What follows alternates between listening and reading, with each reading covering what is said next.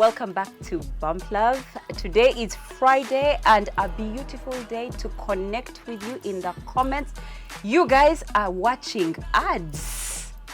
Are you seeing our hair and makeup? It's clear that you are watching the ads. Thank you so much. If you're watching, tap yourself, then share, comment, and let us know that you're the one who is watching all the ads. Okay? Now that we've finished that, today on this show, we will be discussing a topic I think you want to be here for. But before we start, to my right is Faiza Salima, better known as Faiza Fabs. She is a media, she's a media sensation now. Before, you are a media personality. But now she's a media sensation. She's a radio personality, a TV personality. She's actually the host of the show. Yes, NTV Sweet Treats. NTV Sweet Treats. Yes. If you're not watching it, I don't know what sweetness you have, because that is where it all happens. Welcome to the show, Faiza. Thank you so much. I'm excited to be here. Ladies, welcome this week. Thank you. How was your week? Thank you. And while I want to know what your weeks were like, in particular, Faiza, we want to know how your week was while you were in prison.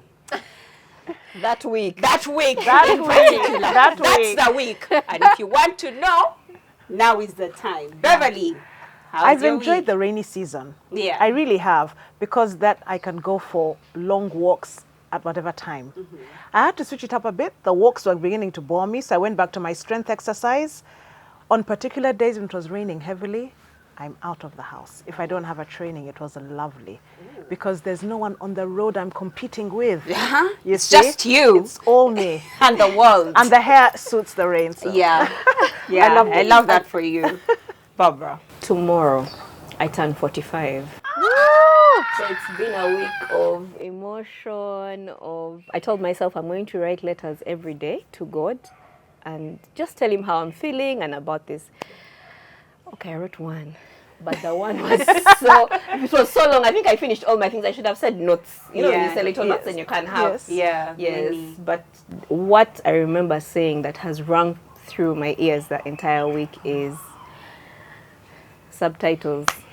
Webale butanswaza. Oh, wow. Yes. You know when you know it has paid off to be diligent, it has paid off to pray, it has paid off, So it's that kind of week for me. Every day I'm remembering, oh my God, God has done this for me, God has done this for me. God. Yeah. Happy birthday. Thank Be you. blessed. Happy birthday. Well, people are turning 45.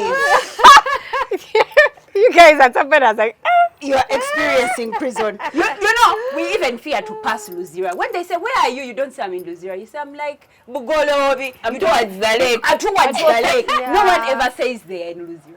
No, not only were you in Luzira, you were in the prison. How was your week? Manuela used to be one of those people that would see like the prison bus passing by and I'm like, look at these criminals. Oh no! Do you think of yourself as a away. criminal though? But no, not anymore. Certainly Okay, not. good. First of all, because I'm not a criminal. Good. Because when you go into prison and you meet the people that are actually incarcerated, Yes. the people that wear those yellow uniforms, Yeah. the ones that you see on the roadside, cutting grass or Digging what, and things, yes. when you meet them and get to find out who they they are, why they are there, and the kind, the situations that they're in, you have empathy, as a human being, you just feel sorry, you try to understand where they're coming from, and altogether it's quite the experience. Prison wasn't easy. We want to hear. It So was day one, hard. you go in. Day one, I went in, when, the body has a funny way of like when when you get into trouble, the adrenaline shoots up. Yeah. So you don't realize the actual danger of the things you're doing. Yes. until like later when things power down a little bit. So the first night of prison was the one that was, I think, the hardest, because then it had settled in that ndimo komera, like I'm inside prison. Yes. And I was like, at that point I said, I'm like, okay, I love Uganda, but Like this, up to here. like, is it that serious? Yeah. I was like, but to see, yeah. So Yeah. it was tough. The first day was tough. The follow-up days were also hard because that's when you had a lot of people visit. Yeah. One, the people that are friends, family, colleagues, Yeah. the lawyers that were also visiting, the people that wanted just general support as well. But when you see these people, it makes you even worry the more because you know how, like, you're like, it is this serious? There are so many people visiting. It is this serious? And then your family, how sad they are, how worried they are. And you had no idea what the outside world was saying about your Yeah. situation. Thank you. It was Yes. just so bad. And then, you know, the lawyer, because now with the lawyer, he has to speak to you like a client. He has to tell you exactly what the situation is and how bad it can be. So he's giving you the best and worst case scenario. And the worst case scenario is so bad. So there were days where I was like,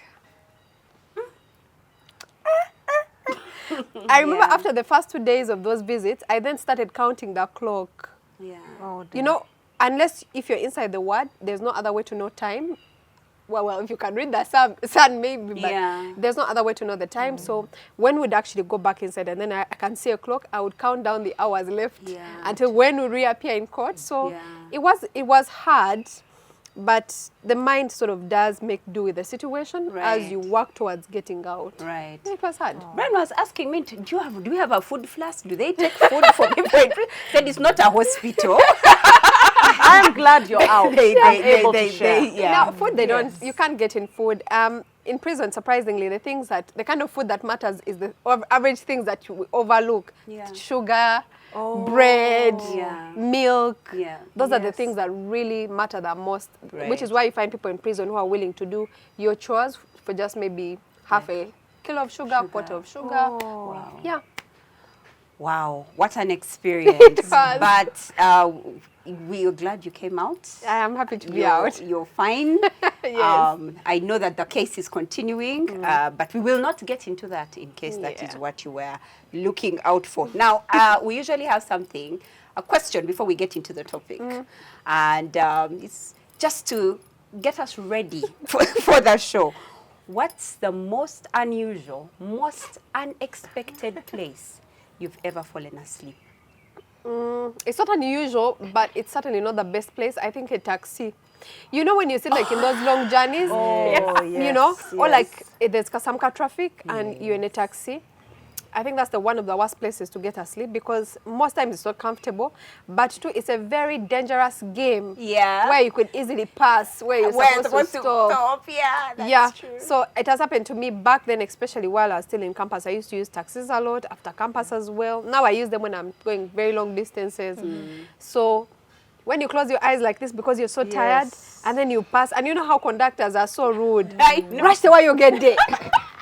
So that's the worst place. I've also slept in a taxi. Have you? Before? No. No, you don't use taxis. No. It's okay. I'm afraid. I looked at you, I was like, people sleeping. Sleep can come. Even you were wide awake. Next time you check.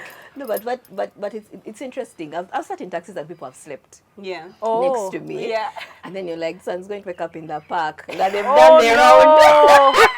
The way they're sleeping. That's like their bed's so comfortable. Yeah. There's something I think about the motion. Yes. The motion. That just That's gets why you. babies sleep in cars easily. Yes. Yeah, that makes sense. Yeah. Anywhere unusual you've slept before?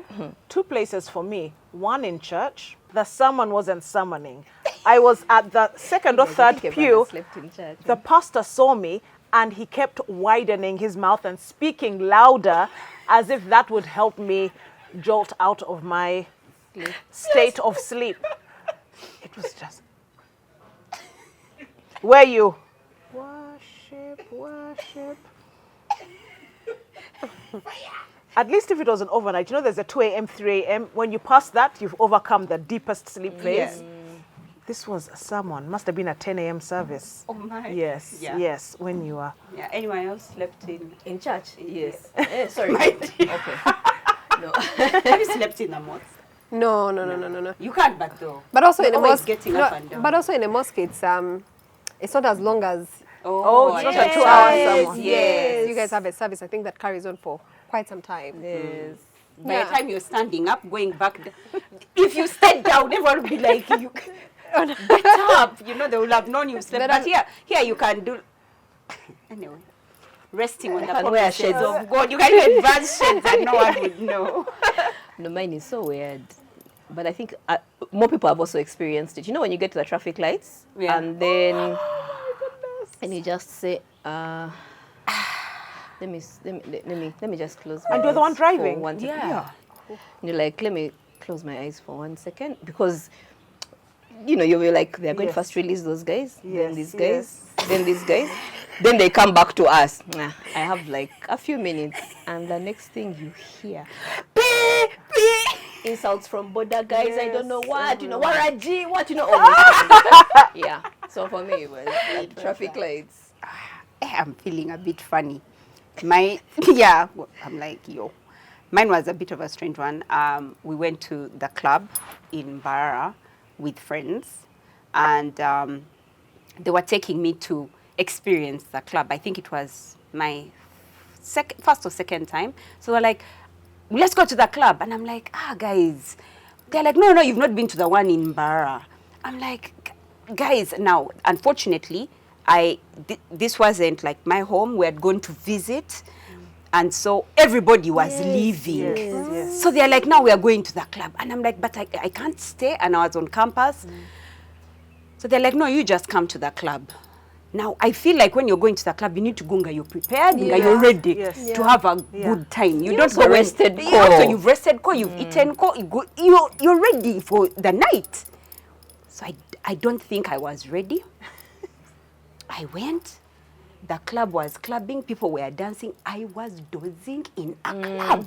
I was like, but you people, isn't the music, can't it wake me up? Nothing. I sat at one corner, I saw a bass bin. You know, the one with the most music, the one with vibration. Yes. You thought. Yes. I thought, it's big, it's wide, it's long. I can surely fit. Fold myself And fit. So I went onto the bass bin, folded myself. One of the best sleeps I have ever eaten. Like, it rocked me. I promise you. I mean, was you worried about your wallet? What phone? I said, what money did I have? Anyway. I came with. She was a student. Now, my only problem is I wake up at 7 a.m. Now they are sweeping. Everyone is looking for me. Oh no. They've looked for me in the club. They can't find me because they can't imagine I was on a bass bin. They left the club looking for Manuela in Mbarara. I was on a bass bin. It was a cleaner who woke me up. Nyabo! This guy went Oh dear. Yeah, that was the most unusual place I have ever fallen asleep. Now, talking about unusual places, this show would like to talk unusual generations. As we sit on this panel, there are 3 generations. Generation X, Woo! Whoop whoop. Millennial, and Gen Z. The conversation this week is on understanding the Gen Z generation. But we're going to do it in context with our very own generation. So, are we ready? Certainly. We are here to represent. Good.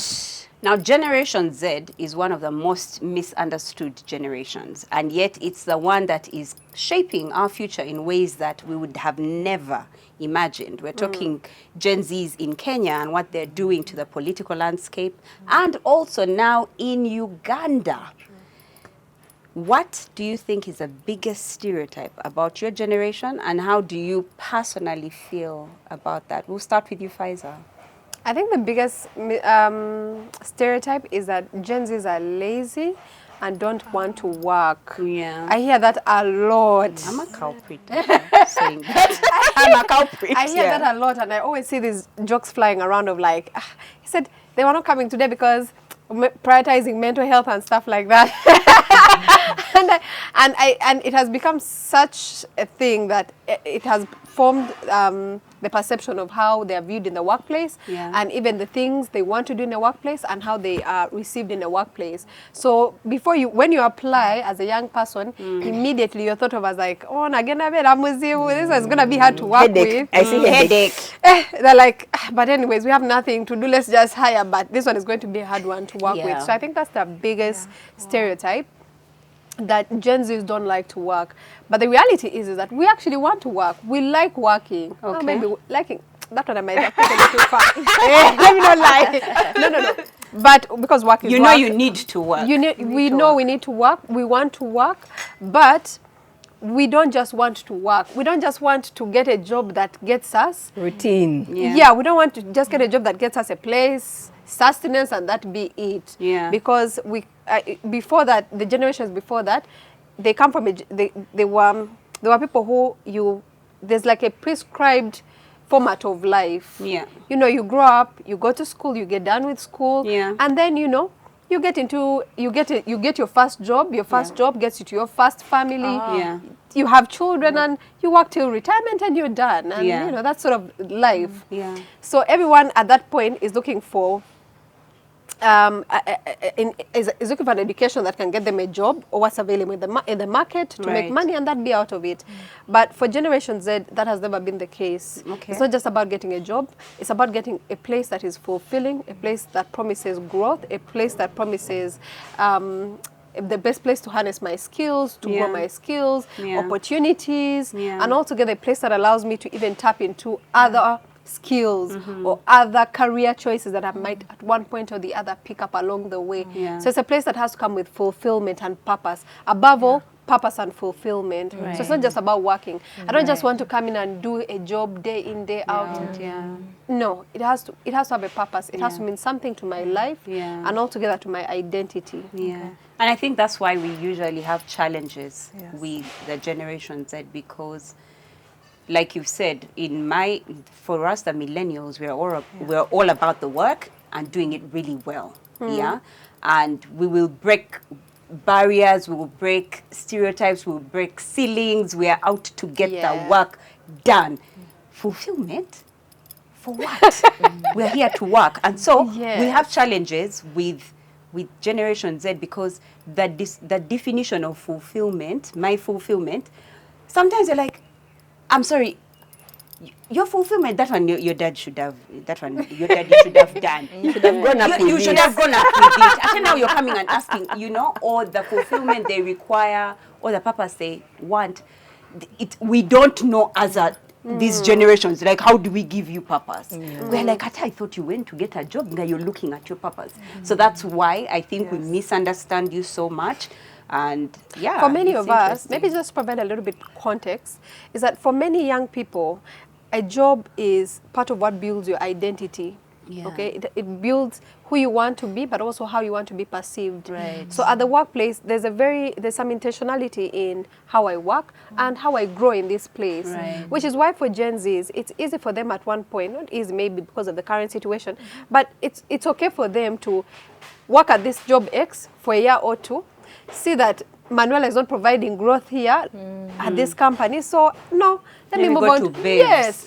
But then the generations before are the generations that work at a place, was there when the company was opening, rising the ranks. The company is celebrating 30 years, the person is still, you get it, But these are people who, like, what's my purpose here at the end of the day? Do I get fulfilled at the end of the day when I go home? Or I'm just working to sustain my life? But people are starting to embrace it. I had a conversation with a human resource manager recently, a wonderful lady called Rosemary, and she said she's understood.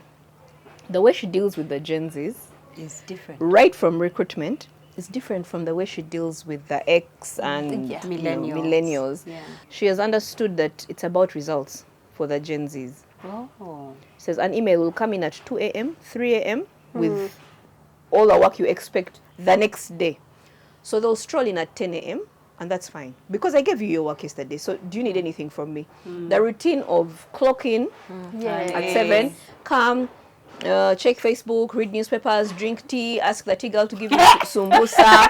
They can't. Because some of them in that time are using the internet to make money. They're making money. So they're happy staying awake over the weekend even. Saturday and Sunday, they're doing their work. By Monday, they're done with their targets for the week. So they can come in at any time. But do you need anything from me? Yes. Yeah. But she said that some of her heads of department are struggling because they want they want them to come in at 7, and every time they pass, her desk or his desk, they can see you. That you're working. Yes. So when the issues come to human resource, she's like, but hold on, you're receiving the results. What exactly is your problem? No, there's no discipline. For us, they signed a letter to be here from 7 up to 5 in the evening. So those kind of battles, but she's understood. So that means there are people who are embracing it and understanding. Yes. I mean, it's really about creating a flexible workplace that embraces how young people would prefer to work or how Gen Zs want to work. And that's the biggest clash I discovered, that you walk into a place and there's an older generation that, first of all, is in the hierarchy. In hierarchy, they're at the top. They're in management. They're the ones that decide how we work and how we deliver. Yeah. And then you walk in, but you have your way of doing things. You're like, no, but me, I would like us to go this route. Or I think this is the best way. But there's a team that says, no, this is how it has always been done. I mean, why shall be, yes. Why fix what isn't? Yes. I had a discussion with Dr. Dennis Sempebu and Tony Otoa last year actually. I was moderating Dennis Sempebu's book, Black Like Me. Tony Otoa was on the panel discussion, and they like leadership. Yeah. Tony holds leadership sessions with Gen Z, and Dennis is all about leadership. Right. I said that if we want leadership to change, the people that are going to change it are Gen Z. And I meant that from the bottom of my heart, because I said the rest have let the world down. Not Uganda down, the entire universe.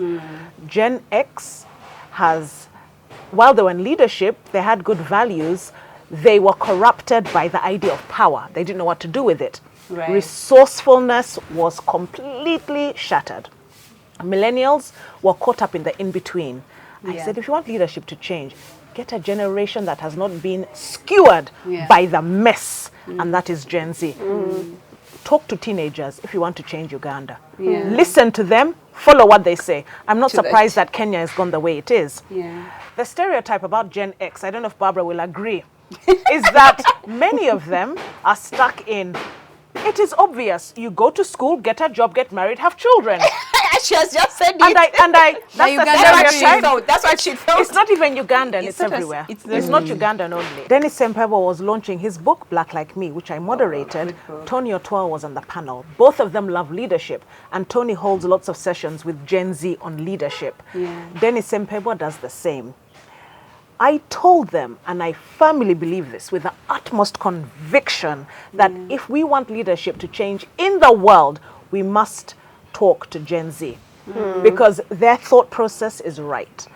If we want to know how Uganda should become a better country, talk to teenagers, because they have been corrupted. They look at the leaders, a country that has been corrupted by Gen X, by baby boomers. Millennials are still trying to figure it out. Gen Zs are still pure in thought. Teenagers are still untainted. Talk to them. I say that also because I train many teenagers and I ask them questions. If you were president for a month, what would you change? Others that say, I'm going to leave this country, there's nothing that can be done. We did that. Baby boomers did that. And I believe Gen Z are right for new leadership. The stereotypes, which is picking up from what you said, I believe one of the stereotypes about Gen X is that the only thing about us is go to school, get a job, get married, have children. And you said you said something about that. Stereotypes are based on some truth, isn't it? Right. How do I feel about it? Because I'm a writer and a poet, I've always known that not everyone is going to have children, not everyone is going to get married. And I've been challenged by that but they're so fixated. If you don't follow this path of life, and it bothers me because I'm a creative person and I have creative people around me. We have so much else to talk about. There's so much to talk about. And for them, so are you married? How many children? With all her accomplishments. And I've got poets who've performed that. Imagine I went to this country and I performed and I told them all these things. It was wonderful. If they're outside the continent. The moment I came back home, the question is, when are you getting married? It's an unhealthy obsession, and I feel it's an unhealthy obsession. That's my thought about it. Right. But yes, it's a stereotype. You mentioned it. That's the structure. Yeah, well. I attended an event, a banker's event with one of my aunts. And then this beautiful lady, I think she's head of like corporate or something, stood up to speak. Beautiful, well put together. She spoke and I was like, wow. You know. Then my auntie said, but can you imagine she's not married? Can you imagine? Yeah. All that beauty is going to waste. You know, I felt like she had rained on my parade because here I was admiring the lady and everything. And then she just taps me and says, but can you imagine? Yeah. I was like, I'm not getting into this because I had so many things to say to my aunt then. But I was like, not now. Let me leave her. Yeah. I think another stereotype for the Gen X or baby boomers is that we have everything together. Oh, yes, I like that. That is so true. Like everything is, you know, we have work, family, relationships, investments. So that's the kind of impression that everybody wants to put up. That we have it all worked out. We don't become depressed. No, we don't become. So it's until you start having intimate conversations with people that are like, oh my God. And I think all these memes about if you are all asked to bring your problems in a basket and put them in the middle, everybody will pick their basket back. I think that really comes from Gen X. Because it's an impression everybody has created. And I think there's some kind of pressure to it. Get up in the morning. To be perfect. Be perfect. Perfect marriage. Perfect children. Perfect job. When people are speaking, sometimes I'm in conversations and I'm like, guys, let's just be real. You know, everybody's trying to paint a certain picture, and then you're like, this kind of pressure is not good for us. So that's for me, and I really don't like it. I really don't, because I know it's not real. I think what's different now, what you mentioned, what's different with Gen Zs is the fact that they are normalizing not having it together. That there's no prescription or there's no timeline when you should have it, when you should have your job, when you should have your children, when you should get married. They're trying as much as possible to just make it normal, because we happen to be clashing with an older generation that says, but what are you waiting for? You know, by now you should have figured out where you want to be in your career. You should have figured out which job. You should have, like, these things. No boyfriend. You know, is there someone saying something? Like these things are things you should. But now, so because this is a generation that also prioritizes mental health, it has become a generation that says it's okay. Take your time, okay?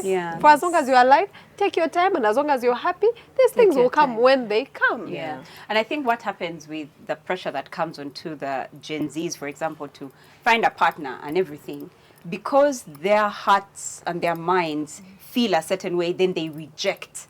So even if you did have further, they reject further. So even if you did have a man by your side, they're just like, so I get married so that my auntie is please. Yeah, so that I fit in. I think there's some rebellion, you know, about it. We're not going to fit in. We're not going to fit into that box that you've so and yet she can be she's real ripe. The man is there. He wants to marry her, and he's like, no. We shall fit into the stereotype. I want to fit into that stereotype. So I find that interesting. For us millennials, I think, like you were, kind of saying earlier, is that we are a middle generation. So we are kind of like we're a mix of your Gen X's and your Gen Z's. And that's why it's millennial, because it's like we're just there in the middle. You can't tell, So some of us still have Gen X tendencies and some of us have Gen Z tendencies.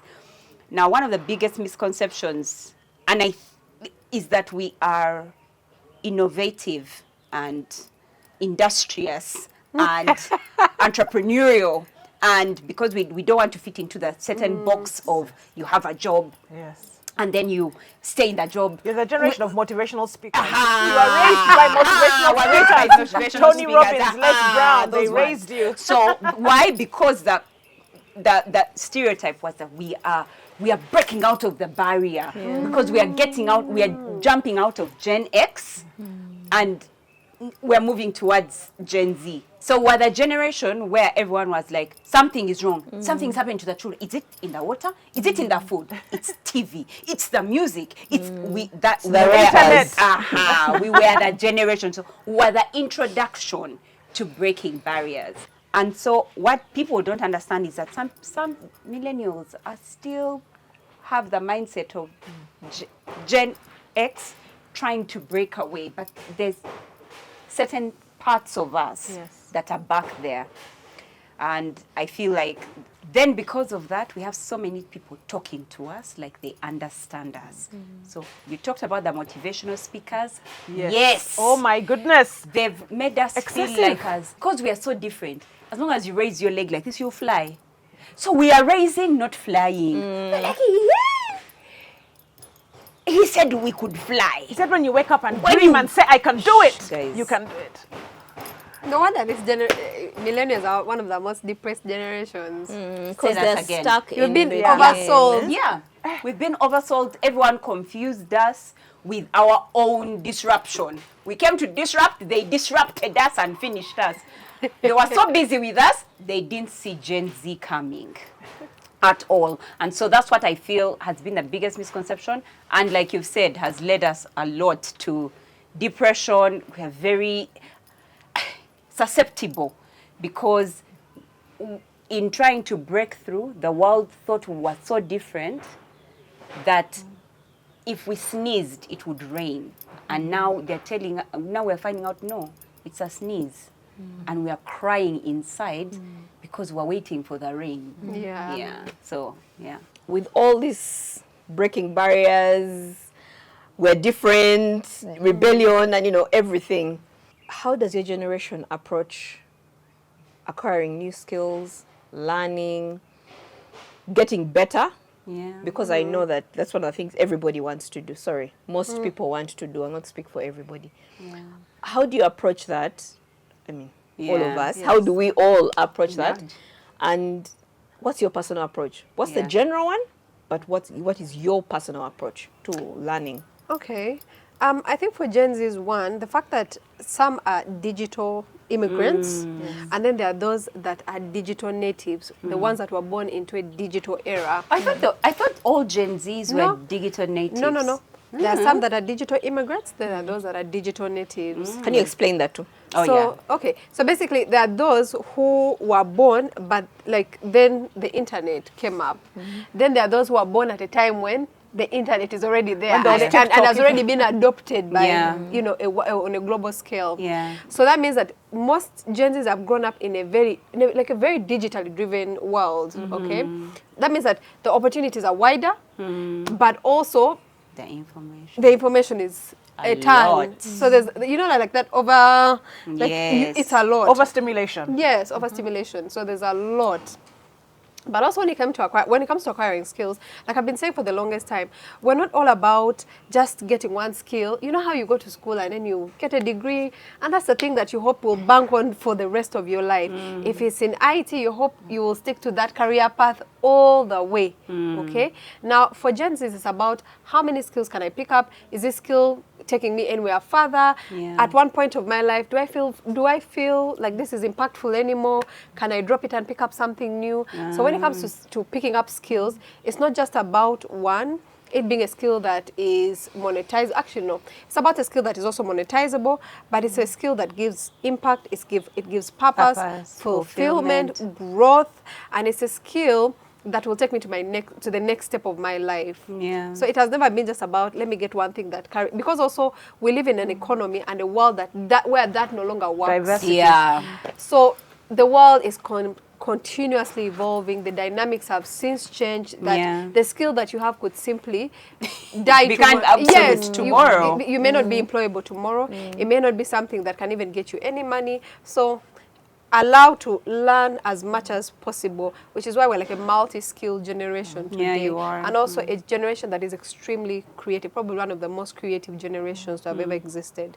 So yeah, it's about learning as much as possible, one to keep up with the rest of the world, but also for fulfillment and impact. It has to have impact. Yeah. And money. Yes. Yes. And ease. Generation X Yes. definitely And believes in is. formal education. Yeah. Acquiring new skills, without a doubt, Generation X believes formal education. Go to particular schools, because when we finished primary school, there were 4 schools to go to. 2 for boys, 2 for girls. Oh my God, that's so Up true. to now, because I happened to go to one of those schools for girls, people hold me in awe. Like, No. Really? With all that has changed over the years? Yeah. Over the years, things have changed and you still hold that in awe. It's amazing Yeah. to see. So we believe in formal education as the way to acquire new skills. Yeah. I'm a reader. I like books and I like to learn from books, but I also like digital books a lot. I read a book on my phone much faster than flipping the pages. I like both though. I feel that classrooms will soon become obsolete. Yeah. There's a poet I like to listen to, Prince E.A. and Sully Briggs. They talk a lot about education, spoken word. One time he put education on the stand, on the witness stand, and cross-examined him and said, listen, this was the phone 150 years ago, and there was a phone which was the dial phone. And look at how it has changed now. Now we're using smartphones. He looked at the car, the first car 150 years ago, which was a basic, almost like these tuk-tuks, a carriage and horse. Look at how the cars have evolved, Teslas. And then he said, look at the classroom 150 years ago. Look at it now, the same. People are in rows, raise your hand when you want to speak. And I believe that. The person speaking is a millennial or Gen Z. He's in one of those generations. Now, I'm different from a number of Gen Xers. I believe that education is as fluid. It's part of lifelong learning. Go in the grass and learn.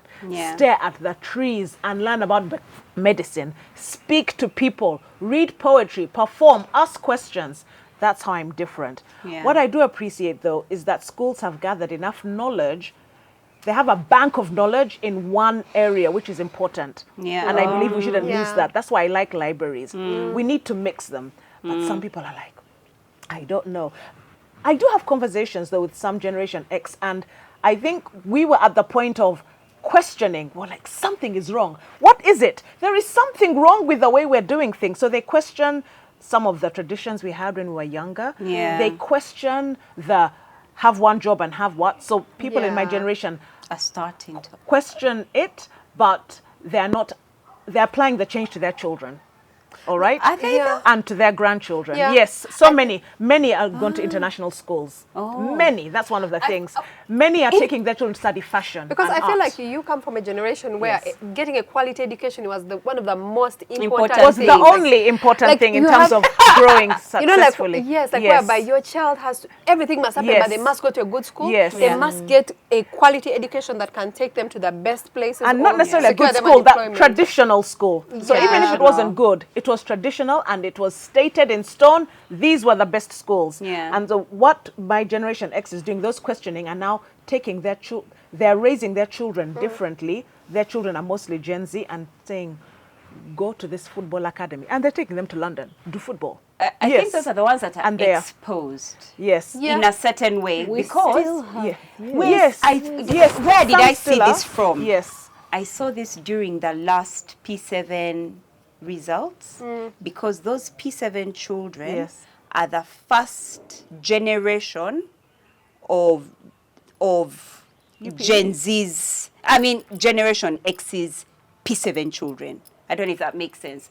Like if you look at the Generation X, that group, the Generation X's children, their first ones were just entering PS1 in the last 5 years. So you look at the P7 results and parents, you see this parent is very forward thinking as a Generation X. But But when the time came to bribe who's entering schools, then they would bribe, we've never seen as much bribery for entering schools. But those particular traditional schools. By those parents who are actually Gen X. I personally spoke to a friend of mine. I'm like, what's going on? What's going on? You're here, you work in the ministry of, you travel, you all of those things. When I hear you talk, you're very... But when it came to the school, everything he was ahead. He had paid for football academy. He had paid for all those ones. You want to go and swim? Go and swim. You want to go... where to go for S1?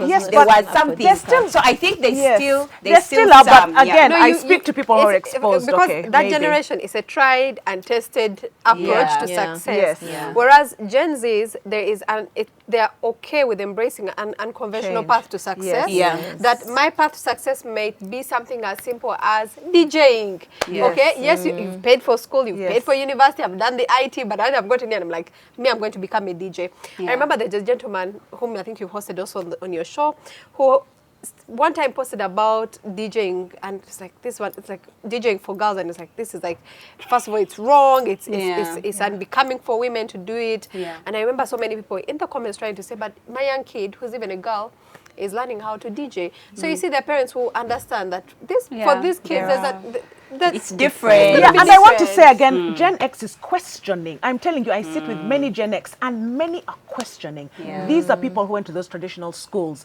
They're raising their children, Gen Z, to do whatever. Yeah. They Yes, want. they are. They are. They're taking them to international schools. I have maybe, I don't even know if I have many friends who are in the PLE system at all, by the way. Seriously, I don't even know them. But what percentage is that? I know. Sometimes you're But there's a speaking, and then se- the what I'm percentage of the saying, you can't country is negate 0.1%. of the country. But Yeah, you can't okay, I negate get that that. there are people questioning. No, I Absolutely. actually Yes, think they are absolutely. questioning. That's what I'm saying. That's why and so they are there's some doing questioning. more. That's why they're raising their children who are Gen Z, international schools, schools that have a blend of ACE. Right. ACE is More than growing. one curriculum. That is Gen X taking their children to ACE schools because they're questioning. Those are children, those are Gen X parents are taking their children for swimming academy, and they're looking at universities outside because they saw the universities they went to in Uganda are not fulfilling their need. Yes, there's some who are still stuck in the tradition, that is there. But there's some, you can't negate that. There's some questioning, and they're raising their Gen Z differently. Yeah. I actually see? don't think we are Yes. negating what I'm saying. Yeah. What I was saying is The as percentage is small, but yeah. as recognizing Yeah. that there is a questioning. Yes. I was just saying that when it came to school, like Yes. they are open Yes, to of course. go and swimming Yes. academy. I Yeah. will put money. Yes.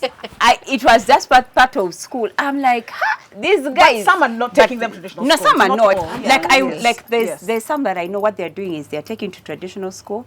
After traditional school, Gaya's and it is finished abroad. And some are not even taking to Yeah, Gaza, you know? Manuela. Some are No, not I've at all. refused. Yeah, yeah. I'm saying that there are Yes, some yes. who are. Yeah, no, I'm talking yeah. about those who are questioning and they're not at all taking traditional schools. Those are there.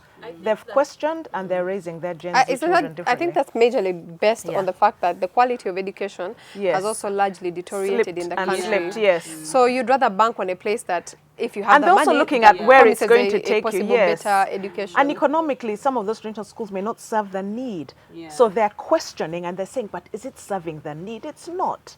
It's not the same as when we were going to traditional schools. And parents who are questioning are realizing there has to be a change, you see? Yes. But you see, you're investing so much in your child's education Yeah. because you've set out a path for them. And Yes. then they come back and then they've decided they don't Thank want you. to do Wow, it. I don't want this. I didn't see us doing that. Your child comes back, they have graduated, yes, but then they are no longer interested in doing what you had set out for them. Yeah. Yeah. You know? Yes. Remember Then the gentleman Or we even they hosted? change their own mind. Some of them Yeah. actually do, and then second year they say, I don't I'm want not- this I'm not anymore. done. Yeah. It's true. We've Yeah. hosted Some an of them educationist decide. here, and what Yeah. did he say? Education is about preparing the child for A future. now. Yeah. For now. Now. Not Yeah. for the future. Not for the future, Yeah. because we all don't know what the the future future is. But if they're holds. well prepared for Yeah. now, you're giving them the good Yes. skills and the good education, they might be Yes. able to. Yeah. Yeah. I like Yeah. that. Because that have succeed had later. virtual schools, if we're praying for now, wouldn't have suffered in COVID. Because Right. we've had technology. Yeah. Why was it so hard for people to adapt to Right. virtual To learning? Right. virtual Because we're learning. looking at the future. And But yet we if had we were it now. prepared for now, virtual learning would not have been an issue. Yet An it issue. was. Yeah. Children are out of school for 2 years. Yeah. 2 years. Right. Yeah, I In think- with today's technology, no, that's Yeah. unacceptable. I think education, learning new skills and growing for the Gen X, yes, is really about, there's a lot of street cred for it. And I'm going to For refer Gen to X? X. Okay. I'm going to refer to postgraduate education. I have a PhD, I have a master's, I'm doing an MBA, I'm doing, yes. Yes. And I'm going to the, what is it called? No, I don't say the name of the school. But I'm doing further studies. Ivy League. Yes, schools, yes. what? Even here in Uganda, we've got unis and all, and I know I have evening classes, and it's really about Evening classes. yes. That's Then you ask, in relation to your career path, how is this one going to assist? No, you see, it may help me get a better job, you know, paying so it's more not about- money. yes. It's not really about advancing. But when you sit down and they're telling you about how many courses they're doing, and okay, I've just finished my postgraduate in maybe procurement, but I'm also going to do, but I'm also going to do, Some people are actually doing in their line. Yes. But for most people, I feel it's street, That's it's true. really street cred. They don't know their purpose. Yes. I like to learn, but I think I've embraced more of short courses. Most of them are online. I can do them at my convenience. I love online. But also, where am I going? What do Yeah. I want for the next 6 months? Yeah. Yes, I just completed a 6-week course in public speaking, which is really what I'm doing now. Yeah. There's another one I'm doing on leadership. Yeah. So it's, That's so true. money, you Yeah. know, how, business growth, entrepreneurship, what's Yeah. happening right now. Yeah. How can you grow as a person? Yeah. That's really what I'm into. Short Is it because courses. you know your purpose, understand their purpose, and so they're trying Oh, different. Many- yeah. Because it helps when you That know your too. purpose, you know That what too. to study. Yes. No, Yeah. I think for Gen X, they don't know their purpose. So what they started with is what they continue yes. with. No matter what. Even if they find their purpose on the road, they just look at their purpose there. They're like, okay, you know, We shall find you. I wish, and then they'll always be in this place of I wish, Unfulfilled. Unfulfilled. And, Yeah. which is why also for Gen Zs, it's completely different because we're constantly trying to find our purpose and trying to do things that are more impactful. Yeah. You try as many possible ways as you Yeah. can to Yeah. get to what you want, to building that identity that you're looking for. Yeah. Which is why even if along the way something no longer gives you purpose, you drop it. Yeah. Then you pick up something new. You Yeah. pick up a new career path Yeah. like that. Yeah. I recently I met find- a Gen Z who speaks and writes Greek. I was so impressed. 2 years, he was the only Ugandan studying that. Most of his lessons were online. I was so impressed.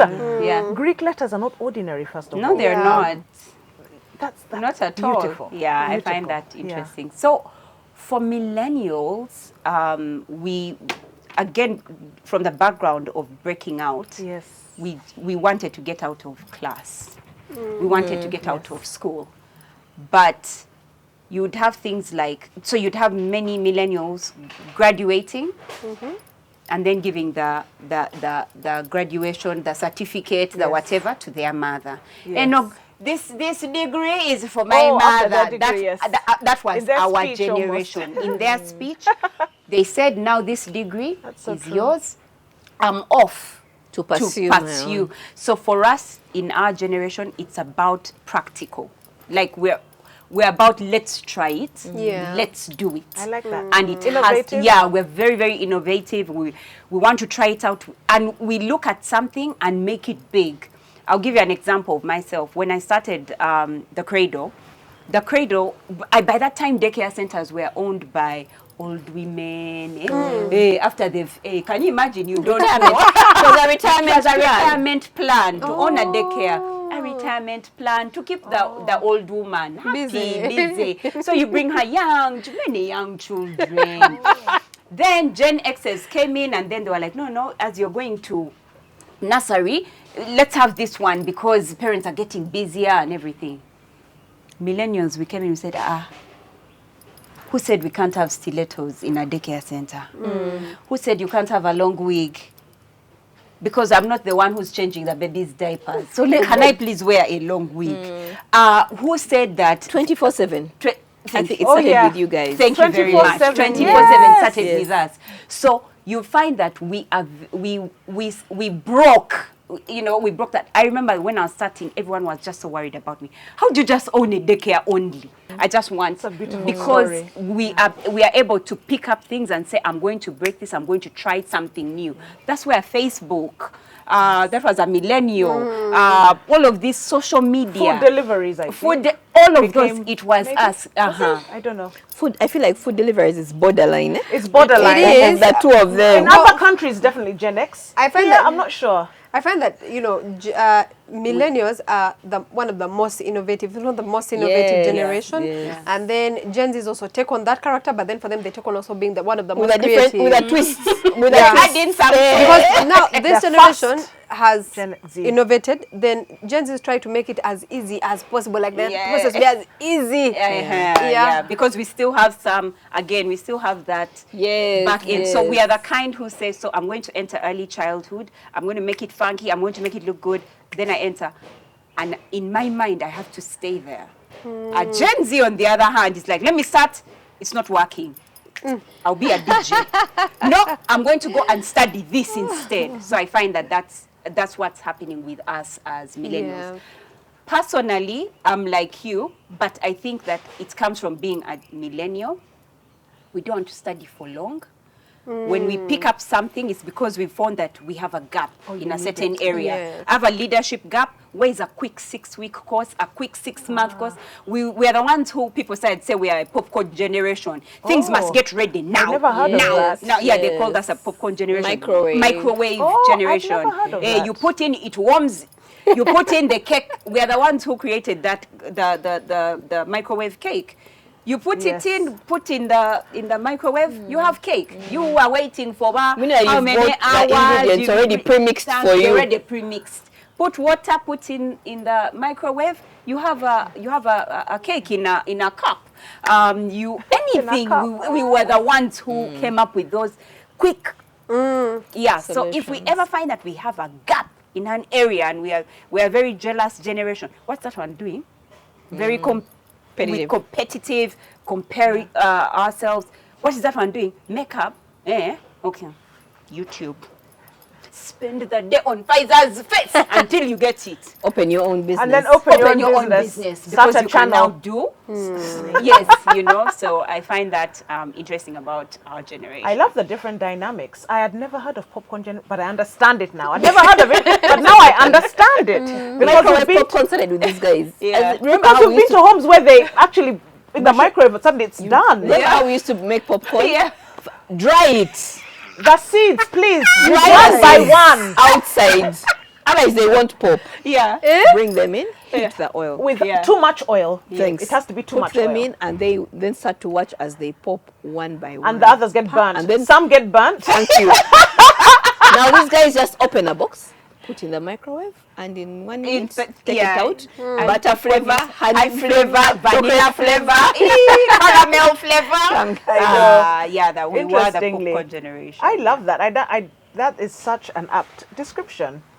In all of this, of course, we face challenges, don't we? Yeah. Because you're an innovative generation. We have our traditions. You are quick on your feet. You think fast, and you are filled by purpose. Yeah. Let nothing block your path to innovation. Yeah. If you want something, innovate your way there. Yeah. Tradition, structure is what got Generation X to where it is. Yeah. All of that is beautiful. But there must have been challenges. Right. Surely, with you navigating quickly to get where you're going, you must have faced challenges. You must have faced challenges with being super innovative. And we, of course, in our traditional structure, we face challenges as well. How does your generation overcome them? And how do you feel about the way the generation should overcome them if you feel differently? I think just to take a little bit from Generation M, Millennial, we're also unfortunate to have been born at a time when, one, we are, for example, the youngest population. Like, let me say for a country like ours. Yes. For Uganda, we are the youngest population in this country. But also, we are born and working into systems that are extremely rigid, and at the top are managed by people from a completely different generation. A generation that is unwilling to work with ours or unwilling to follow our direction. It's either our way or no way. You walk into, for example, a company, and in there, it's either our way or no way. Your boss was like 70, 60, like this is our way. And that also mirrors the country at, on a larger scale. The fact that a country, the country we have, or Uganda as a country, we are the youngest population. We have Yes, the we youngest are. population, but at the That's same true. time, we're not planning for that, if not effectively planning for that generation. My goodness, guys, when I saw that Kenya is actively working with, you know, companies, digital companies, or companies that, for example, Facebook, TikTok, to provide opportunities for their young population. Yes. I was distraught to find that Uganda, we actually have a social media app that is even blocked. Okay.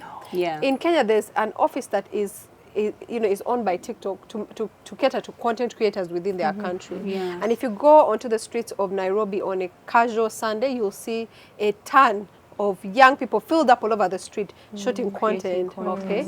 Because they understand that Gen Z is it's a very creative generation. And today, you're marketing the country and that now, way. That's good for tourism. yeah, and even for Gen X, I think you've seen that you've been forced into that arena for your business. Okay, You we've now have seen to them create there, content. they are all creating content. You're struggling.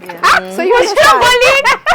But now you see, it's the fact that whether you like it or not, our generations intertwine in how we work. We just have to now follow a much more evolving world. Yeah. We happen to understand that world better, and we're happy to take you on. But it is our way or no way. And unfortunately, like I said, we are in a system and a country that isn't planning for that young population. You know, interestingly, question. every time I work with Gen Zs, they are great listeners. I've never had a challenge. When they're running my social media, when they are going around the country to receive information, they are quick and willing. I don't know whether because I'm in creative good work, maybe. Also creative good work. leader. Listen. Yes, I listen to them, but we never have a clash of opinion.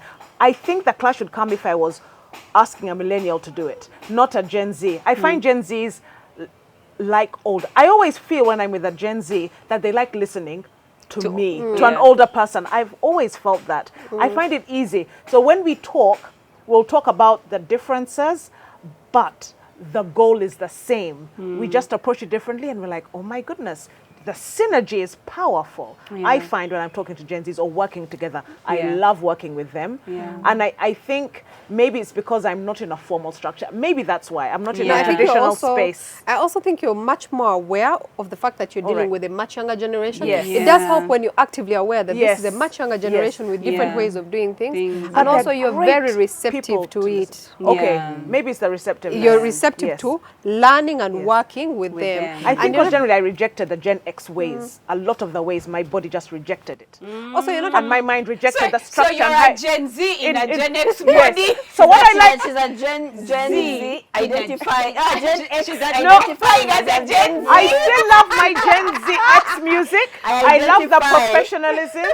I love structure that. Because I believe you can be creative in structure. Some people don't believe agree you can. You can be structure and be creativity. creative in it. Yes, People yes, don't we believe can. that, and I think that's what Gen Zs like when they come to work with me.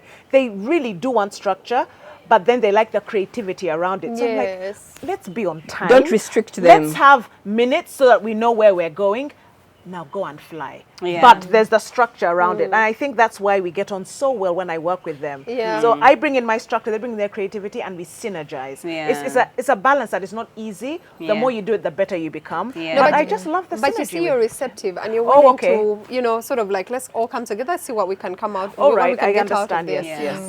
But for most journeys, or for the typical one, they will find an environment that is dismissive of their ideas. Absolutely. I think you've seen how many Gen Zs have said that they sit in meetings and there are things being discussed, and they even ask them like, what do you think we should do about this thing? And then he says, no, let's do it like this and this and this, and they're like, oh, okay, but that idea will never ever see light of day. So they're they feel like they are dismissed in places, especially by an older authority.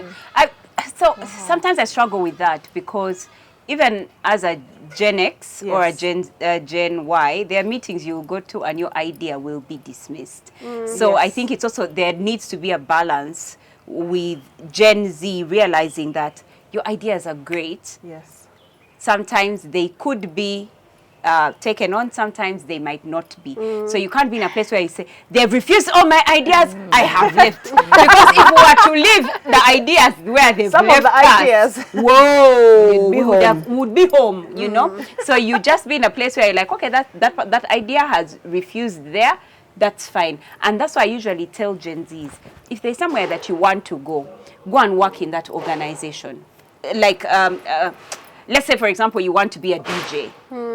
Let's say, for example, you want to be a DJ. Go and work for a DJ. Understand. And then understand how they're doing their thing, then start to give them ideas so that you test and see if it works. Yes. If they say no, you keep it for yourself. Don't say, I've been dismissed.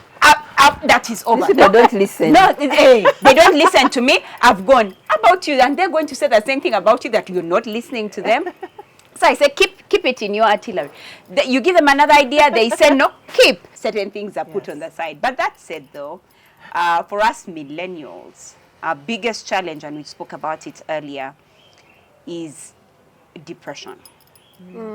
It has ravaged. It has stripped apart our generation because this was the first time we were breaking out. No one understood it. No one understood. You know, like, I feel like for Gen Zs, we dismiss. Yeah. But there's real hardcore not understandings. Like there's something wrong with you, and you're trying to explain yourself and you just can't. And then there are things that you see that you want. You tell yourself that grade, though, I swear to God, it can become a window. Is that millennial? Millennial. Yeah, okay, yes. It can become a window. And then you're trying to make it a window. You don't have the resources. No one has ever done it. There's no path for you to follow. Before you know it, the window never came to be. You're depressed. But meanwhile, agency will come and say, just do like this. The window is there. You're like, wow, there was a window actually where I thought there would be no window, or I couldn't get help to make it into a And then you window. blame yourself. And then you blame yourself, and then you're hard on yourself because you have no support. But I feel like Gen Zs have millennials. Like, we get them. We might not agree. Yeah. We might not, but we see who we would have wanted to be, but failed to be. You know what I mean? Like, we wish we could have said, I want to leave this job, and I leave. And then they ask you, where are you going? And then you're like, to my father's home. But here, you're like, to where? So we wish we could be you, because we're like, wow, what a good life. I think we're risk takers. Yes, yeah. We're like, wow, good for them. But that's not who we are. So I feel like we've been plagued by depression, feelings of inadequacy, feelings of you can't measure up because you're comparing yourself to the Gen X who has made it, and you're coming with your innovative idea, seemingly made it, and then you're coming up with this new idea to try and catch up with this Gen X, because the Gen X will tell you, do you have investment? Do you have this? Do you have this? So then, and for them, they went through a job. So there was money going off on saving. You've decided, I don't want a job. You've not even finished school. You're like, I'm going to start this. I'm an entrepreneur. You start, you start, you have months without revenue. Yeah. But your scale, your measure of success is what the Gen X said. So you don't have saving, you don't have investment, just hardcore depression. That, for me, I believe, has been the biggest challenge for millennials. How do you think they've overcome it? Have they? Or they're so still right now, figuring it out? No, I feel that the understanding of the Gen Zs helped us. They came in with self-care and mental health, because we hadn't understood what was going on with us. Yeah. We hadn't clocked. Then we're like, yeah, actually, that problem which they've said is mine. That's my problem. We had never had a term to explain what we're going through, because Gen X, depression, they didn't understand depression. Wake up and what's going on? Wake up and go and work. What do you mean you're feeling fake? Yes. So Gen Z is the one that made us understand that what we're going through is a mental problem, it's a mental breakdown, and this is what you can do. Get the help you need. Go and see a therapist. Go and all of those things. So I think that's how we are coping. But again, we see Gen Zs, we're like, they're overcoping. Your coping mechanisms. I think that, when you say overcoping, I realize that that's where probably the fault lies. Is because Gen Zs, a generation that prioritizes mental health and prioritizes normalizing, talking about things to do with depression, things to do basically with your mental health, okay?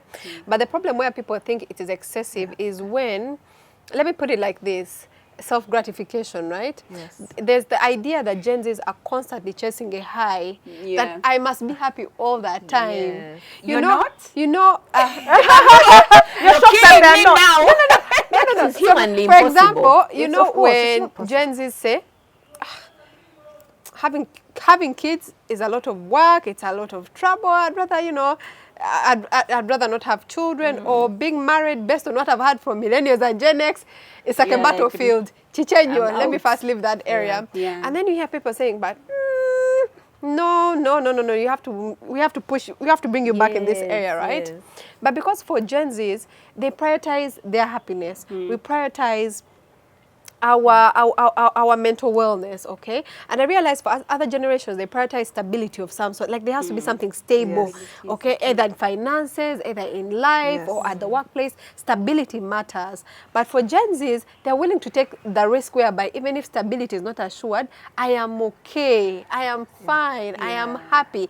The people at home may not understand what I do for a career, but I'm fine, I'm happy. And that's basically at the core of it, what matters. And Gen X values community more, you see? Yeah. They value community of how will we lift the community, our name, and therefore social gatherings are so important. But you've said it, you've said self, and Gen X social gatherings are so important, even if you don't understand. That's why Sunday school, we all went to Sunday school. Every Sunday, you don't understand what's happening, let them ask why you did not go to Sunday school. And the family said, but on the second Saturday of September 3 years ago, we did not see, oh no, they were sick with malaria and typhoid. Oh, a flu didn't feel like it. It must have been malaria, typhoid, plus. That reason is acceptable. Acceptable. Yeah. You see, you had to show up for showing up was so important. But because of that, Yeah. one of the challenges that the Gen X have faced and are still facing is overwhelm. Because they're trying to balance too many things at the same time. Appearance, I don't know what. So and then their children don't understand even it. when people are struggling with mental health, they will not say anything about it. To get someone to even just speak to a therapist, you really can't. How will they see me? Yes. But how they've dealt with that is we're solution oriented. Yes. Because we've been through, the Gen X has been through different presidents. I think Oh we're my we've seen like goodness. different wars. They like escaped 6 war. presidents, wars, War, scarcity. depression, economic depression. Yes. So the first instinct is always, there's this problem, how do we deal with it? And they deal with it together. Without stop, take a step back. Can you actually deal with it? Or should you let this wave ride and wait for the next one? So yeah. And they deal with it together, which is a strength. But sometimes, yes, it's as if you find the right people. Yeah. But also if you're able to talk about it. If you're able to talk about Many it. people have the overwhelm and they're quiet. yes, They'll pretend everything's okay. they pretend everything. I find that they do community a lot when it's like happy Festive, gatherings. festivity. To Or funeral, yeah. yes. But Yes. when it's something that's off, it's like kabaka nachiwulira atya. How will we? Just sidika. Yeah. Wakoze otya. Yes. Wafunye olubuto. Yes. You know, like So, that. yes. That. It's only festivity because they have to maintain a particular Certain- facade. yeah. Yes, so for You have instance, to people are happy maintain- to do a baby shower, bridal Yes, shower very yes. quickly. But if you're starting a business, can you say, guys, let's do a business shower? business shower. Bring ideas, They'll bring... come at the 10th anniversary of that business when it's Exactly. successful. Yes. And yet Gen Zs, I think, are the generation that don't want that facade. They don't feel the necessary to keep up, Yes. to pretend along, Yes. to keep this image Maybe that they've we seen have their parents built. break down at home, Yes. away Yes. from At the home. rest of the public. Yes. Okay. And they're like, no, guys, it's not worth But it. also they've seen the hypocrisy. Their parents are cheating on one another. You see? They'll go to church and preach, but their parents are cheating. It's confused them. That's why they're against marriage.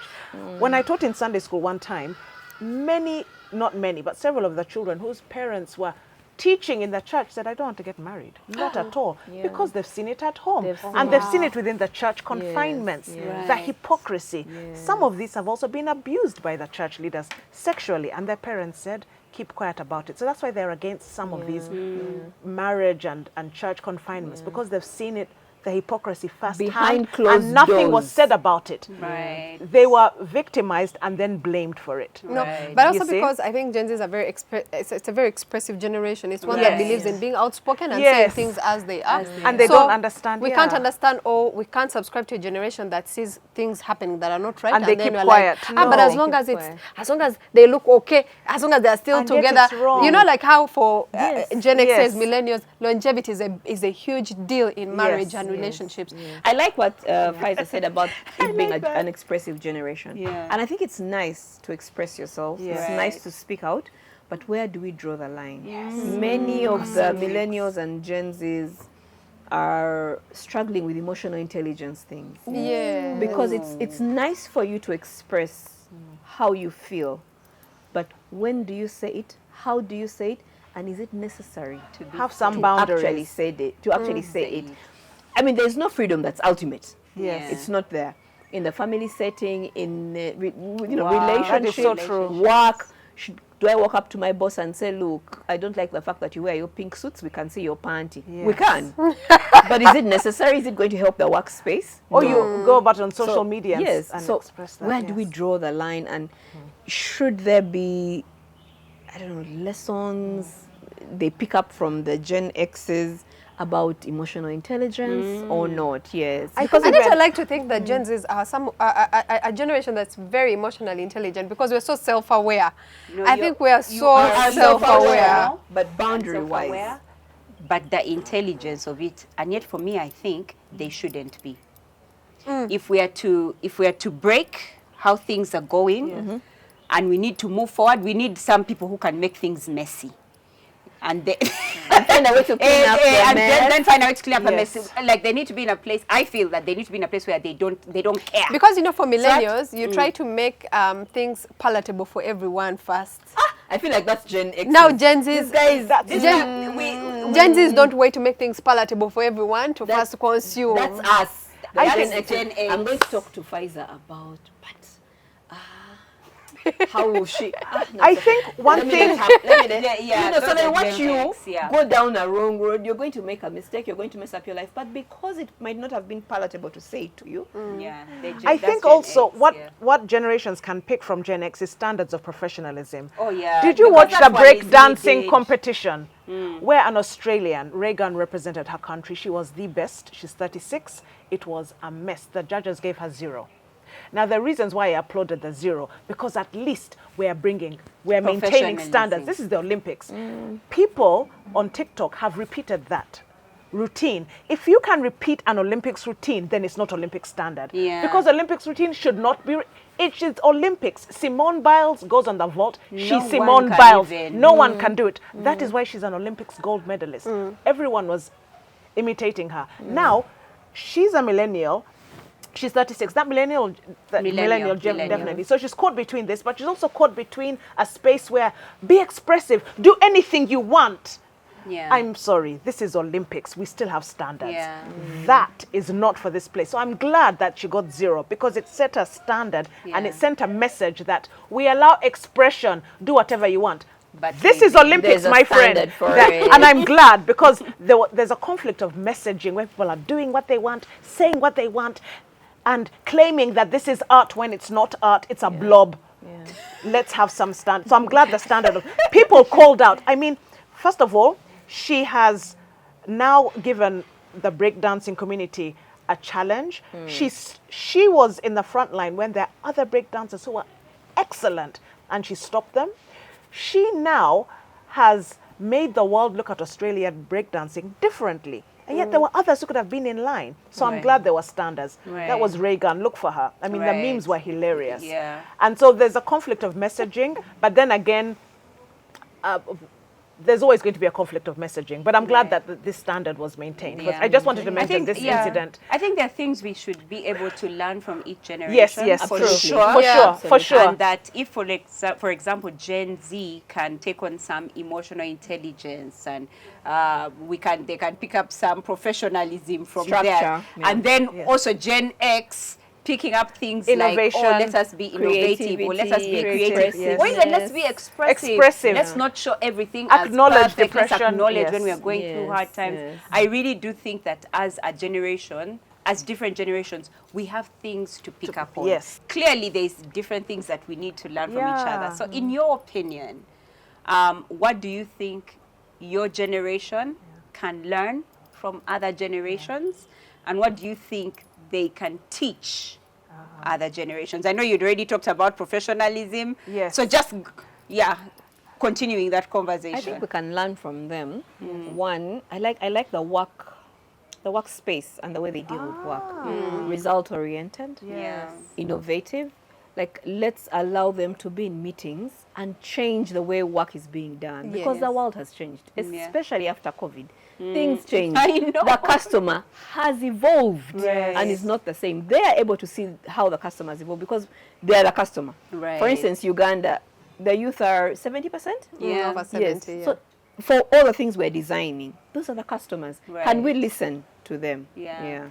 So you think that's something I that love your that. generation should learn? Yeah. I think Or should take on? We should Yeah. take one. I think for us, the one thing that I think would love to see other generations take on is be more expressive and most certainly be more willing to, I don't know whether it is to say to inclusivity rather. I think that's what that's the word I was looking for. Inclusivity really matters because it's not just a matter of inviting us into spaces, but we want to be in those spaces and have power. We want to have those spaces, but also be have heard. capacity to change, be yes. heard. Our ideas be heard, be implemented. So that matters a lot to us, and it's something that we truly want other generations to learn. But above all, also be expressive. Yes. We're in an era where we're now prioritizing mental health. We're prioritizing, people being fine and okay. So that means that we want you guys, the other generations, To also be okay. to talk. Yeah, allow that. Tell us. Be okay. Allow that the country is not working. Don't Don't be the one that says, katulinde tomanye yo mass. Things will change or God will deliver us. Yeah, but no, who's going to do it? we for are the you? generation we've been So well waiting said. for. Right. I love that. Picking up from what you said, professionalism, I also like that our quality of work was different. I'll talk about the music, which you talked about before. I was listening to Phil Collins and Karen White on the way here. Those are songs I liked when I was a teenager. I was listening to them now, nice ballads, beautiful quality of music and the messaging. And I cannot speak so much into Generation Z music, but I do want that type of music that is expressive and deep, well produced, to be maintained as we have Right. musicians growing. Yeah. And yes, Right. that's what I really. Oh, wow. I think one thing that millennials can learn from Generation Z, which is already what we've been doing, are things like how to take care of your mental health, but also that we can switch up, we can change, we can move. Can we allow life to be fluid? Because I feel we are stuck between Gen X and Gen Z. Can we pick a side now? Because, for real, can we decide? Because being in the middle has caused us a lot of pain and a lot of, we just need to decide. You as an individual decide which path you are taking. Yes. I think that's something that we could learn. I think another thing that I really feel that I love about the Gen X is their work ethic. And the generations before. The other day we were watching CNN and there was a typo. And we're like, Are we the only ones that have seen it? CNN? Like, I feel like right now we have people in workspaces. I don't remember. Okay, it was either CNN. there was an excellence there was a that is certain not there. excellence. There was an extra eye. There was an extra rigidness to make sure that everything was. I think we've seen our TV stations as well. Okay, that's why I said CNN, but here it's so much. Even the newspapers, A whole you see a sentence whole is misspelled, error. a whole error. And you're like, how wasn't there a second eye? How wasn't there someone? And those are some of my fears with my lovely Generation Zs, because they want things done and they've not done the time. Yeah. If we got a generation that had a mix of like Gen X Ooh. and Gen Y and Gen Z, which I'm hoping is an alpha generation, where they will have learned the importance of process, systems, time, excellence, together with innovation, expressiveness, creativity, they are going to be a force to reckon with, because they come with the experience of all the generations. So that's what I hope we can learn, and that we can even raise our children. I keep saying, if you think the millennial generation is disruptive, wait till you meet our children. And our children are the alpha generation. Wait till you meet the alpha generation. Those, I can't wait, because they have certain qualities that they are not polar. Yes. They have some of the good side of X, they have the good side of Y, they have the good side of Z. So I feel like the alpha generation is the one that's going to get all the advantages from each generation. From their great-grandparents, from their grandparents, their grandparents, and their parents, and their sisters, and they're going to, flip things around. Yeah. Lovely thought. Yeah. Lovely thought. As a Gen X, one thing I do appreciate is that we put so much thought into how we dressed. While I tried to break away from that, I understood why. Yeah. I understood why, because baby boomers taught them this is the way you dress if you're working in certain spaces, and I appreciate that. They appreciated decency, and they were raised to coordinate from the hair to the heels. Even though the heels are killing you, you will wear that heel. Even though the hot comb, because when I had long hair as a younger child, I would hot comb a lot. It would burn, but it had to be straightened for the occasion. Right. And when I was a bridesmaid, those few occasions, you'd wear uncomfortable clothes that are prickly. What were those things inside? They used to. What were those things? The lace, the stiff. You had to wear it. Yeah. Because you had to appear a certain way. Right. While I appreciate that effort to put into clothing, it was a bit uncomfortable. Right. I think we can balance from the comfortable nature of Gen Zs and then the flowery nature of code and fashion. Right. I know it's so funny. I feel like Gen Zs, this is the only generation where no one complains about the way they dress. Because they wear baggy pants, baggy shirts, baggy shoes, jumper, neutral colors. You're like, where is my daughter? I can't see her hips. Are you a girl or a boy? They call these boyfriend jeans. There's a check shirt my second born likes. I said, I'm going to throw it away. Because should I wear this? No. How is it still in the cupboard? How is it still in the cupboard? I thought we had got rid of that. Yeah. It's interesting. It's so interesting, and I mean, thank you so much, ladies, for sharing. Thank you so much, Faiza, for coming and helping us understand what exactly. You've opened my mind so much. I agree. There are things I had no idea about. Yeah, I think I'll be more empathetic. Yes. I would not agree to certain things, though.